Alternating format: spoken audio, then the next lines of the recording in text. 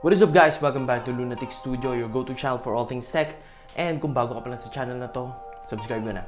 Today we will be talking about this keyboard that have been making waves in the past few weeks. And this also has been dubbed as the king of budget mechanical keyboards. And in this video, you will know why. This is the Rakk Pirah Plus. Rakk is a local brand here in the Philippines that have been delivering very inexpensive but high quality peripherals, from mouse to keyboards to gaming headphones, and we will see if their latest offering lives up to the hype. Upon opening the box, you are greeted with the extra white top frame. We have the switch and keycap puller combo, a braided USB-A to USB-C connector, and we have the keyboard itself.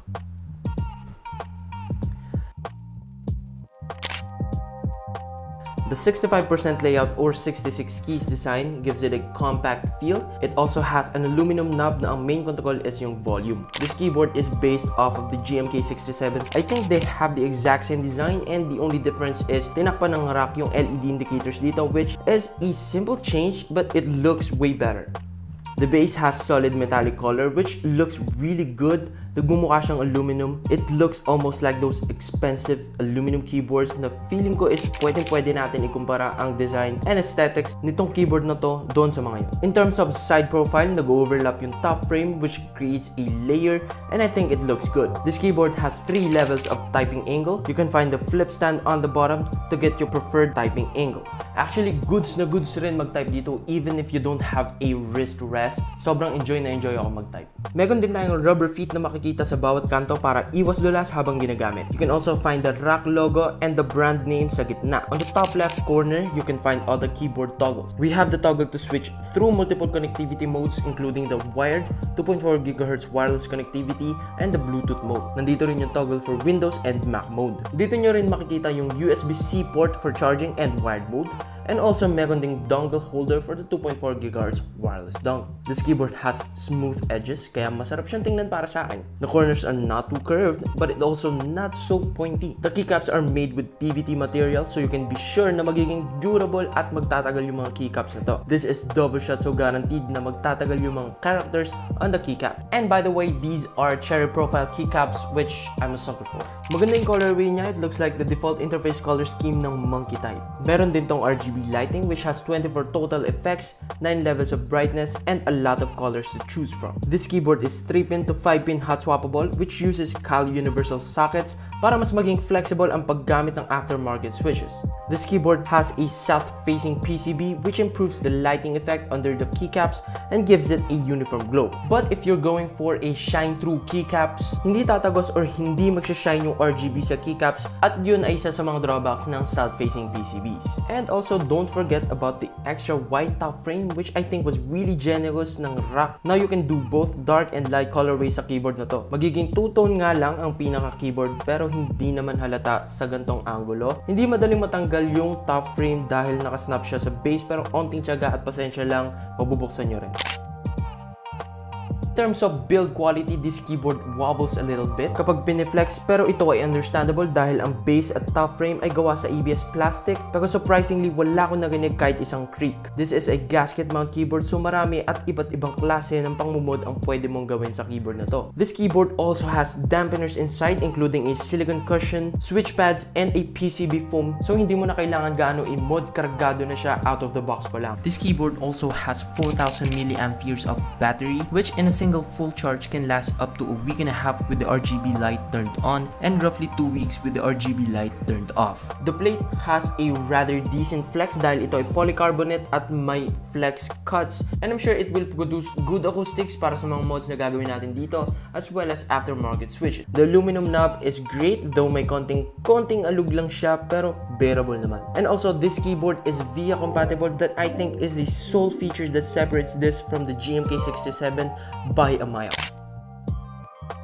Rakk used pre-loop Ultimo red linear switches for this keyboard. I think this is their own switches, I'm not entirely sure.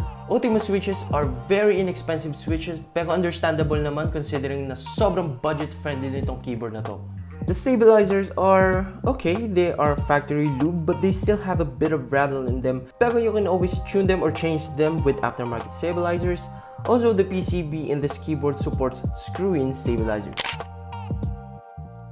I'm gonna be completely honest, I didn't expect much regarding the typing experience, and that iniisip ko na siguro mas magiging maganda or mas magiging better na lang kung papalitan ko ng switches and keycap. But I was surprised at how good this keyboard actually feels. It doesn't sound good, but I think it's because of the foam sheets that are installed. Feeling ko hindi sila tumutugma dun sa switches na nakalagay dito, but I'm sure mas gaganda pa ang tunog nito kapag pinalitan lang ng switches.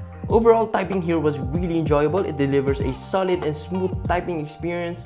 Okay na rin para sa mga nagsisimula. The polycarbonate plate gives it a decent amount of flex dahil ito nga ay may flex cuts. Cushion, tamang-tama lang sa take ko. This also has NKRO or NK rollover on both wired and 2.4 GHz wireless connectivity, which basically means that even if you press a lot of keys simultaneously, this keyboard will easily register each and every key press you make. Now that is very ideal for games that require you to press a lot of buttons. So I'm gonna give you a sound test and you can comment down below on what you think.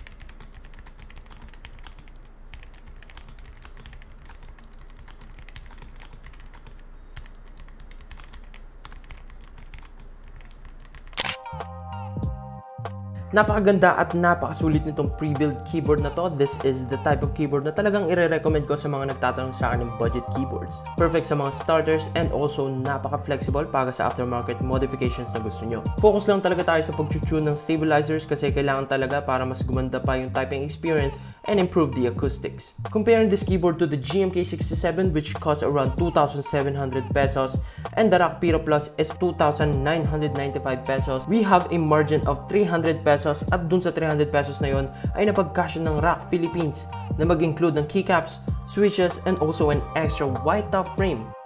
And also via compatibility na makikita nyo lang sa mga premium keyboards, this keyboard does not look anything cheap at all.